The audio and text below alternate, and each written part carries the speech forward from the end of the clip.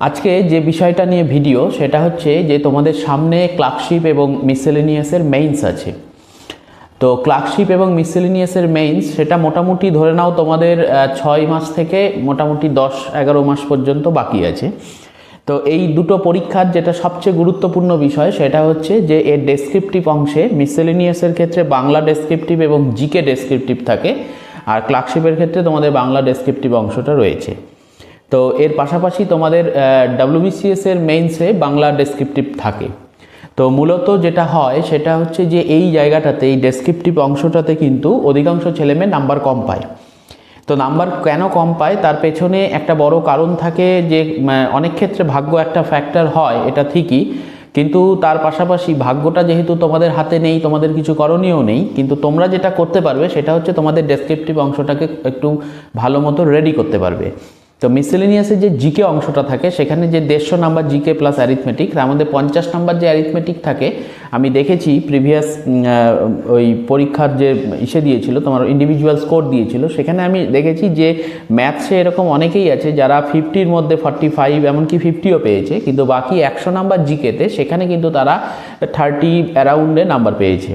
কিন্তু এই পেপারটা ইজিলি কিন্তু 100-র মধ্যে আর যে দুটো পেপার আছে তোমার বাংলা এবং ইংরেজি, সেগুলোর থেকে কিন্তু জিকে এবং অ্যারিথমেটিকে বেশি স্কোর করা যায়, কারণ অ্যারিথমেটিক এখানে 50-র মধ্যে আউট অফ 50-তে 50 তোলা যায়। 50 না তুললেও সেখানে কিন্তু তোমরা 40-45 তুলতে পারো, অর্থাৎ এই জায়গাটা তোমাদের ফুল স্কোর বা 90% স্কোর হতে পারে। তো তোমাদের যেটা মূল জায়গা সেটা হচ্ছে যে বাকি 100 নাম্বার জিকে সেই জায়গাটাকে জোর দেওয়া। তো সেক্ষেত্রে যেটা বিষয় রয়েছে সেখানে তোমাদের একটা 20 মার্কসের ডেসক্রিপটিভ থাকে আর দুটো 15 মার্কসের ডেসক্রিপটিভ, এখানে থাকে 50 আর বাকি 50 তোমাদের অবজেক্টিভ প্যাটার্নের মধ্যে আসে।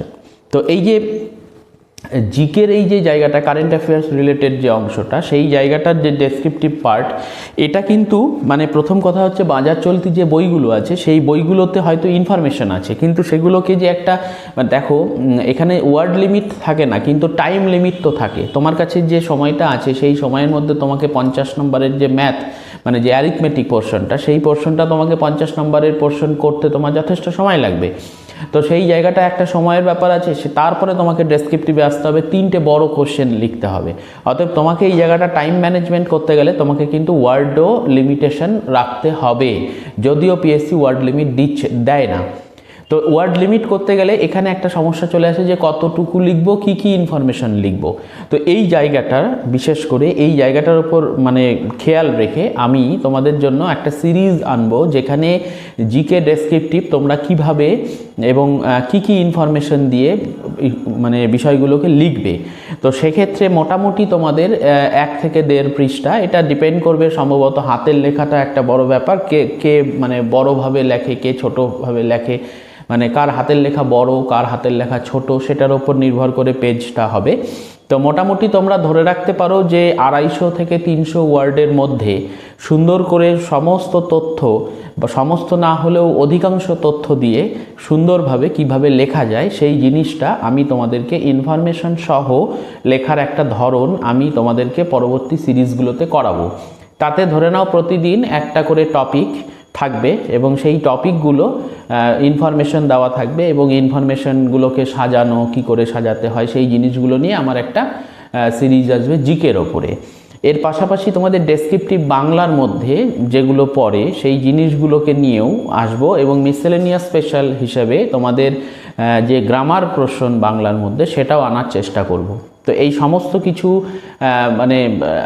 সমস্ত কিছু করতে ধরো একটা দীর্ঘ সময়ের ব্যাপার, যদিও তোমাদের হাতে অনেক সময় আছে, তোমরা যদি সেই সময়টাকে সঠিকভাবে কাজে লাগাও, মিসেলেনিয়াস কবে তার রেজাল্ট দেবে, মেইনস কবে হবে, সেইগুলোর অপেক্ষায় বসে না থেকে তোমরা যদি প্রথম থেকে এগুলো রেগুলার চর্চা করো, এবং সবচেয়ে বড় কথা হচ্ছে তোমাদের বাড়িতে কিন্তু নিরন্তর চেষ্টা করতে হবে, মানে এটা একটা রুটিনের মধ্যে এনে তোমাকে ধরো তুমি 2 দিন পড়লে 1 দিন লিখলে, সপ্তাহে অন্তত 2 দিন তোমাকে বাংলা এবং জিকে এই অংশটা তোমাকে লিখতে হবে বাড়িতে তোমাদেরকে, তবেই কিন্তু জিনিসটা তোমাদের সরগর হবে। আর একটা জিনিস মনে রাখবে যে কমন কিন্তু পরে মিসেলেনিয়াসের যে প্যাটার্ন, অন্তত বিগত 2টো পরীক্ষার যা প্যাটার্ন আছে তাতে কিন্তু জিকে পোর্শনটা কিন্তু কমন পড়ে এবং সেটা অধিকাংশ ছেলেমেয়ে নাম্বার কম পায়, তার কারণ হচ্ছে ওরা প্রিপারেশনটা প্রথম থেকে নেয় না, সেই জন্য। এবং নেওয়া সম্ভবও হয় না, কারণ বিভিন্ন পরীক্ষা থাকে, বিভিন্ন পরীক্ষার বিভিন্ন রকম প্রিপারেশন থাকে, আর বেশিরভাগ পরীক্ষা তোমার এমসিকিউ ফরম্যাটের। তার জন্য সেই এমসিকিউ ফরম্যাট প্র্যাকটিস করতে করতেই সময় চলে যায়, ডেসক্রিপটিভে বিশেষ নজর সকলের পড়ে না।